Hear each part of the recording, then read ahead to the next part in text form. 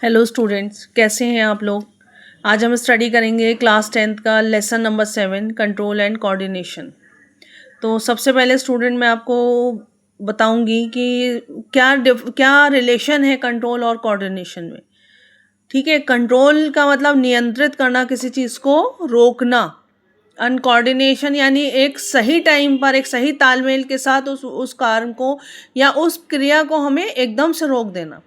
आपने देखा होगा भाई, हमारे हमारे बॉडी में जो है मूवमेंट होते हैं, हमारी बॉडी में मूवमेंट्स होते हैं। और ये जो मूवमेंट है, कुछ मूवमेंट वो होते हैं जो हमें ग्रोथ की वजह से होते हैं। जैसे कि मान लीजिए बच्चे भाग रहे हैं, गाय है भैंस है, वो घास चर रही हैं, जुगाली कर रही हैं, या फिर हम लोग दौड़ रहे हैं। तो ये एक हमारे जो अंदर मूवमेंट्स हैं, ये ग्रोथ की वजह से होते हैं, ग्रोथ की वजह से ये मूवमेंट्स होते हैं। मगर लेकिन सभी मूवमेंट हमारी ग्रोथ की वजह से नहीं होते हैं। कुछ मूवमेंट ऐसे होते हैं जिसे हम होने वाली क्रियाओं को रोकने के लिए करते हैं। जैसे मान लीजिए, अगर मैं एग्जाम्पल के तौर पे आपको बताती हूँ, आपके एकदम तेज लाइट आपकी आंखों पे फोकस कर दी जाए तो आप क्या करेंगे? अपनी आंखों को उस टाइम पर बंद करेंगे एकदम, और अपना फेस दूसरी डायरेक्शन में घुमा देंगे। क्यों? क्योंकि आपको पता है आपकी आइज जो है वो अपनी आपको रोशनी, जितनी आपकी आइज रोशनी को टॉलरेट कर सकती हैं, अगर उससे ज़्यादा आपकी आंखों पर रोशनी पड़ेगी तो वो आपकी आइज टॉलरेट नहीं कर पाएंगी। तो क्या होगा? उसके वजह से आपकी आंखें एकदम बंद हो जाएंगी और आप अपनी आंखों को, अपने फेस को उस डायरेक्शन से हटा देंगे। और इसी तरह अगर आप आपका हाथ किसी गर्म चीज़ से लग जाता है तो क्या करते हैं आप लोग? देखा है आपने, एकदम से अपने हाथ को पीछे हटा देंगे।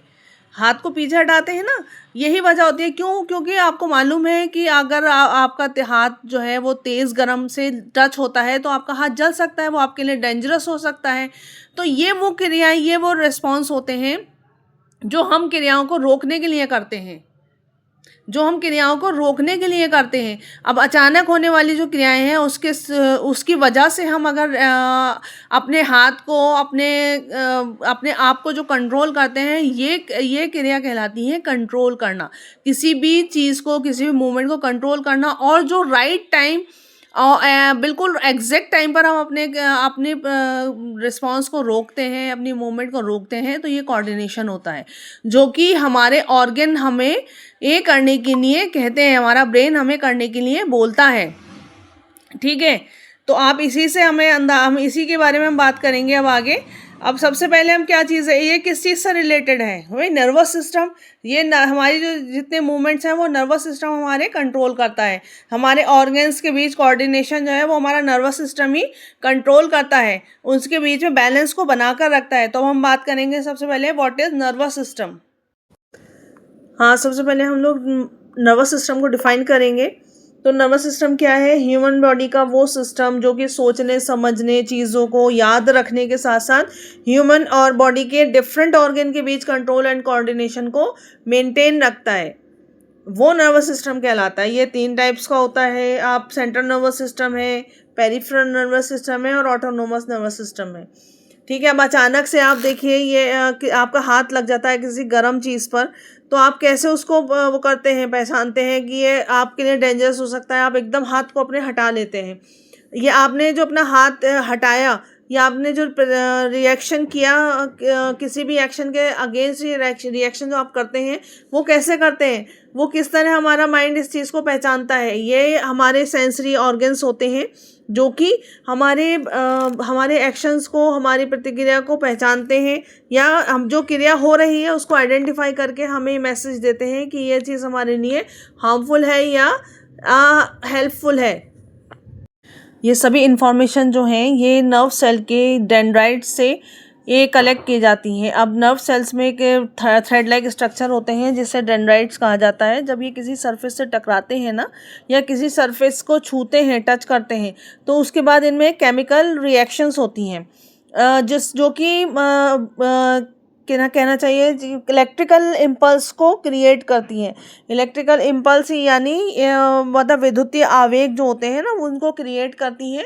और वही इलेक्ट्रिकल इम्पल्स जो हैं वो आगे एक्सॉन के थ्रू आगे बढ़ते हैं, और इसी के एक्सॉन के एंड तक पहुंच जाते हैं। एक्सॉन एंड में आप एक मतलब एक टेंटिकल्स की तरह लग निकले होते हैं, धागेनुमा स्ट्रक्चर निकले होते हैं जो एक्सॉन एंड कहा जाता है। वो एक केमिकल को रिलीज करते हैं जो कि नेक्स्ट केमिकल और एक्सॉन के एंड के बीच में जो गैप होता है जिसे साइनेप्स कहा जाता है उसे रिमूव कर देते हैं, और या फिर उसी के थ्रू, उसी केमिकल्स के थ्रू उसको क्रॉस कर लेते हैं और अगले नर्व सेल तक पहुंच जाते हैं। ठीक है, ये इसी तरीके से सारी इंफॉर्मेशन नर्व सेल्स के थ्रू अगली अदर नर्व सेल में पहुंच जाती है, एक न्यूरॉन से दूसरे न्यूरॉन में पहुंच जाती है। देखिए मैं आपको डायग्राम के थ्रू समझाती हूँ। ये आपके सामने आपको नज़र आ रहा होगा, ये डायग्राम स्ट्रक्चर ऑफ न्यूरॉन है, नर्वस सिस्टम की फंक्शनल यूनिट न्यूरॉन। ठीक है, इसमें आप देखिए थ्रेड लाइक स्ट्रक्चर नज़र आ रहे होंगे जो कि जिन्हें हम डेंड्राइट्स कहते हैं।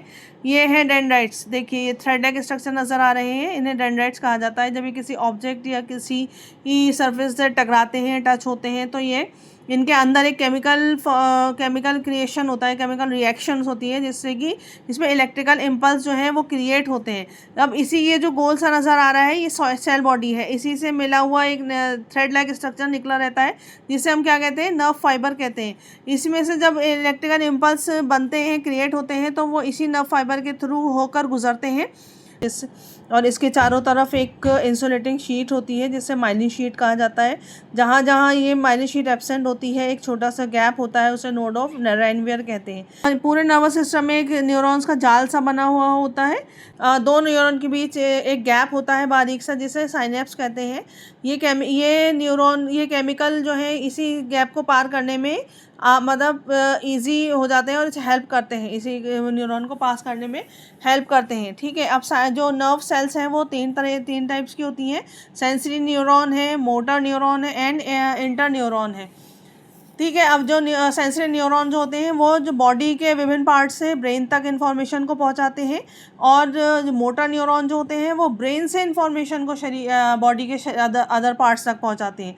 ठीक है, अब इंटर न्यूरॉन्स का क्या काम होता है। इंटर न्यूरॉन्स जो है वो सेंसरी न्यूरॉन सेल्स तथा मोटर न्यूरॉन सेल्स के बीच में मतलब एक मीडिएटर का वर्क करते हैं, जैसे दोनों सेल्स के बीच में एक मीडिएटर का वर्क करते हैं। ठीक है, आपको आ गया होगा इतना समझ में। अब हमारे सेंसरी ऑर्गन जो हैं वो आप मान लीजिए आइज़ हैं, नोज़ है, ईयर है हमारे, और टंग है, स्किन है, ये सब क्या करते हैं, ये सब जो है चीज़ों को पहचानने और उनको फील करने में हमारी हेल्प करते हैं। जैसे टेस्ट को पहचाना, टंग का क्या काम होता है, टंग आप कुछ भी चीज़ खाएंगे या चखेंगे या पिएंगे, उसके आप टेस्ट को पहचान के आइडेंटिफाई करने का वर्क करती है। इसी तरह स्किन से जब कोई चीज़ टच होती है तो हमें महसूस होता है या हम उसको आइडेंटिफाई कर लेते हैं कि हमारी स्किन से क्या चीज़, हमारे बॉडी से हमें क्या चीज़ टच हुई। ठीक है, ये आपका टॉपिक यहीं कंप्लीट हो जाता है।